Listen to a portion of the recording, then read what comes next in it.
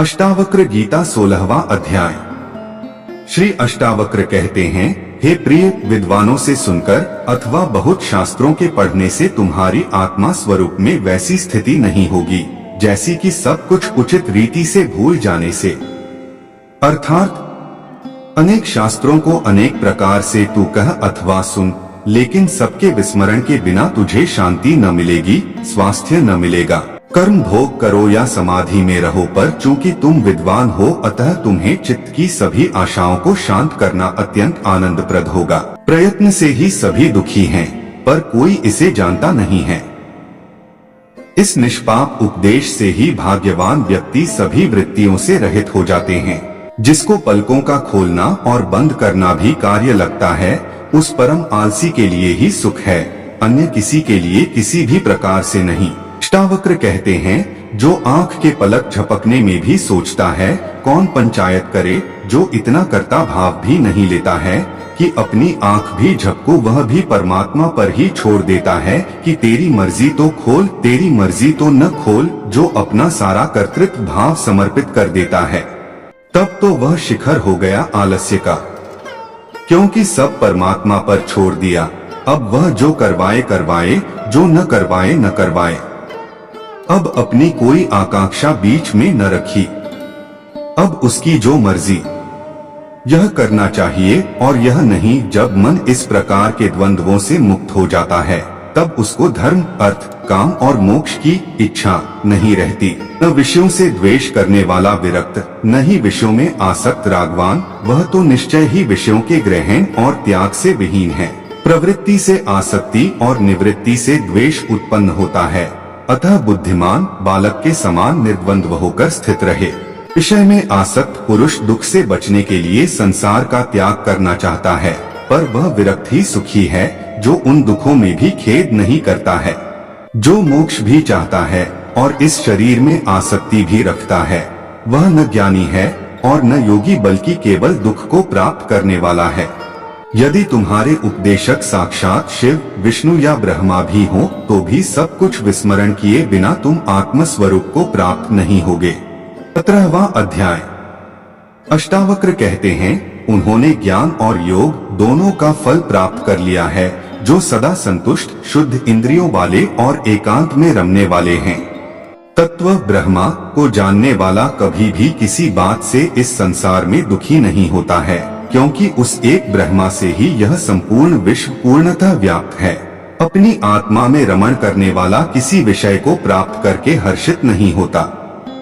जैसे कि सलाई के पत्तों से प्रेम करने वाला हाथी नीम के पत्तों को पाकर हर्ष नहीं करता है। जिसकी प्राप्त हो चुके भोगों में आसक्ति नहीं है और न प्राप्त हुए भोगों की इच्छा नहीं है, ऐसा व्यक्ति इस संसार में दुर्लभ है। इस संसार में सांसारिक भोगों की इच्छा वाले भी देखे जाते हैं और मोक्ष की इच्छा वाले भी, पर इन दोनों इच्छाओं से रहित महापुरुष का मिलना दुर्लभ है। धर्म, अर्थ, काम, मोक्ष, जीवन और मृत्यु में उपयोगिता और अनुपयोगिता की समता किसी महात्मा में ही होती है। न विश्व के लीन होने की इच्छा और न ही इसकी स्थिति से द्वेष। जैसे जीवन है, वे महात्मा उसी में आनंदित और कृतकृत्य रहते हैं। इस ज्ञान से कृतार्थ होकर बुद्धि को अंतर्हित विलीन करके देखते हुए, सुनते हुए, स्पर्श करते हुए, सूंघते हुए और खाते हुए सुखपूर्वक रहते हैं। दृष्टि को शून्य और अस्थिर इंद्रियों की चेष्टा को नष्ट करके इस अशक्त संसार रूपी सागर से न तो आसक्ति रखते हैं और न ही विरक्ति। न जगता ही है और न सोता ही है, न ही आंखें खोलता या बंद करता है। उस परम अवस्था में कोई मुक्त चेतना वाला बिरला ही रहता है। सदा स्वयं में स्थित, सर्वत्र स्वच्छ प्रयोजन वाला, समस्त वासनाओं से मुक्त पुरुष सर्वत्र सुशोभित होता है। हुए, सुनते हुए, स्पर्श करते हुए, सूंघते हुए, खाते हुए, लेते हुए, बोलते हुए, चलते हुए, इच्छा करते हुए और इच्छा न करते हुए, ऐसा महात्मा मुक्त ही है। न निंदा करता है और न प्रशंसा करता है, न लेता है न देता है, इन सब में अनासक्त वह सब प्रकार से मुक्त है। अनुराग युक्त स्त्रियों को देखकर अथवा मृत्यु को उपस्थित देखकर विचलित न होने वाला, स्वयं में स्थित वह महात्मा मुक्त ही है। धीर पुरुष सुख में, दुख में, पुरुष में, नारी में, संपत्ति में और विपत्ति में अंतर न देखता हुआ सर्वत्र समदर्शी होता है। क्षीण संसार वाले पुरुष में न हिंसा और न करुणा, न गर्व और न दीनता, न आश्चर्य और न क्षोभ ही होते हैं। मुक्त पुरुष न तो विषयों से द्वेष करता है और न आसक्ति ही, उनकी प्राप्ति और अप्राप्ति में सदा समान मन वाला रहता है। संदेह और समाधान एवं हित और अहित की कल्पना से परे शून्य चित्त वाला पुरुष कैवल्य में ही स्थित रहता है। ममता रहित, अहंकार रहित और दृश्य जगत के अस्तित्व रहित होने के निश्चय वाला, सभी इच्छाओं से रहित, करता हुआ भी कुछ नहीं करता। कोई भी मन का मोह, स्वप्न और जड़ता से रहित प्रकाशित अवस्था को प्राप्त कर मन की इच्छाओं से रहित हो जाए।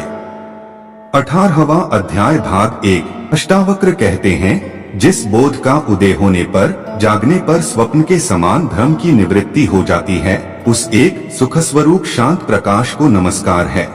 जगत के सभी पदार्थों को प्राप्त करके कोई बहुत से भोग प्राप्त कर सकता है, पर उन सबका आंतरिक त्याग किए बिना सुखी नहीं हो सकता। जिसका मन यह कर्तव्य है और यह अकर्तव्य आदि दुखों की तीव्र ज्वाला से झुलस रहा है, उसे भला कर्म त्याग रूपी शांति की अमृत धारा का सेवन किए बिना सुख की प्राप्ति कैसे हो सकती है।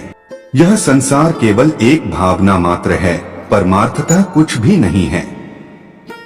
भाव और अभाव के रूप में स्वभावतः स्थित पदार्थों का कभी अभाव नहीं हो सकता। आत्मा न तो दूर है और न पास, वह तो प्राप्त ही है।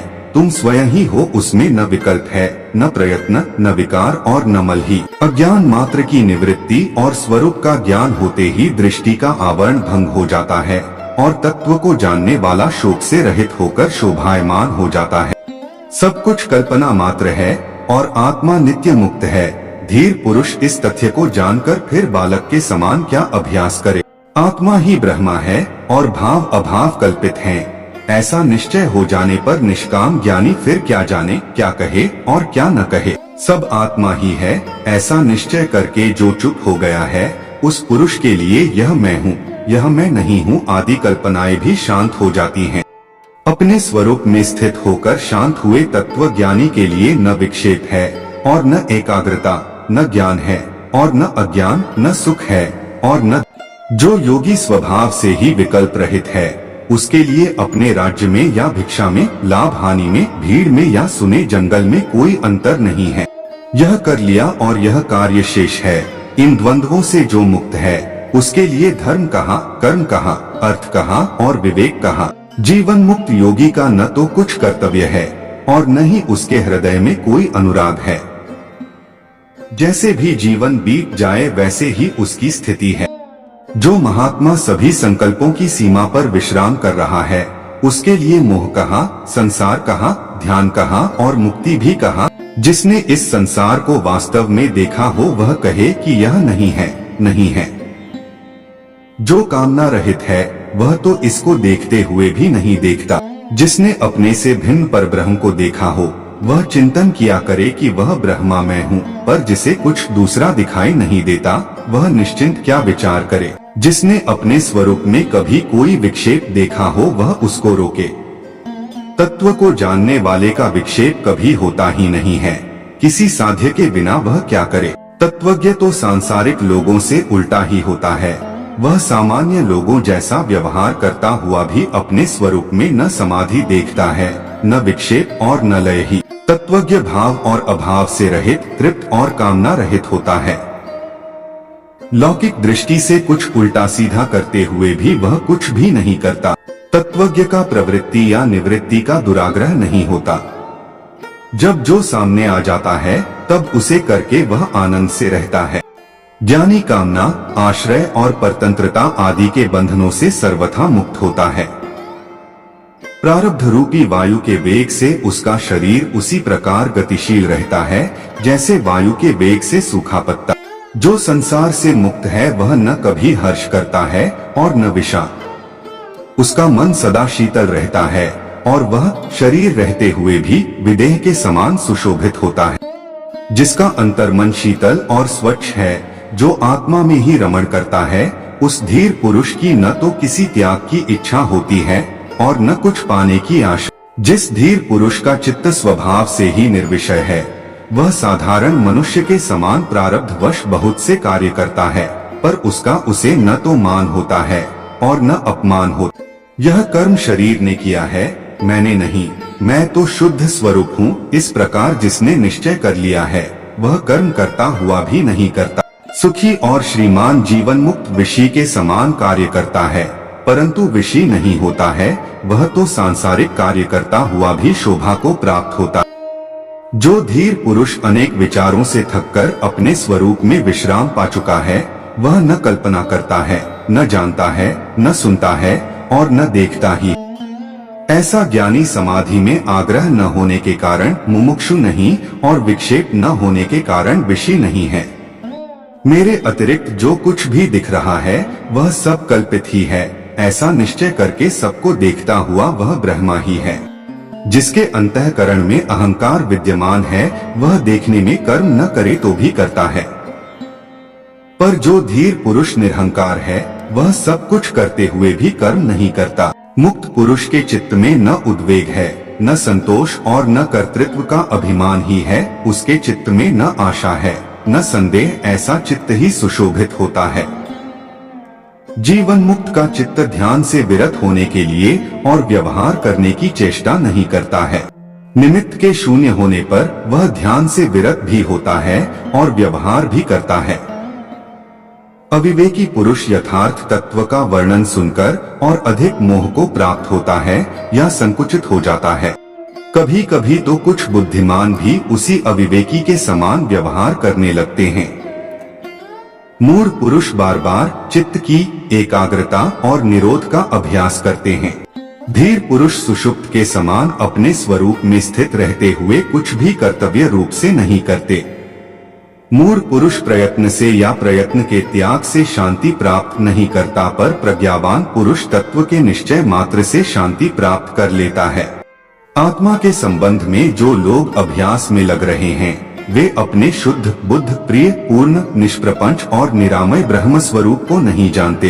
अज्ञानी मनुष्य कर्म रूपी अभ्यास से मुक्ति नहीं पा सकता और ज्ञानी कर्म रहित होने पर भी केवल ज्ञान से मुक्ति प्राप्त कर लेता है। अज्ञानी को ब्रह्मा का साक्षात्कार नहीं हो सकता, क्योंकि वह ब्रह्मा होना चाहता है।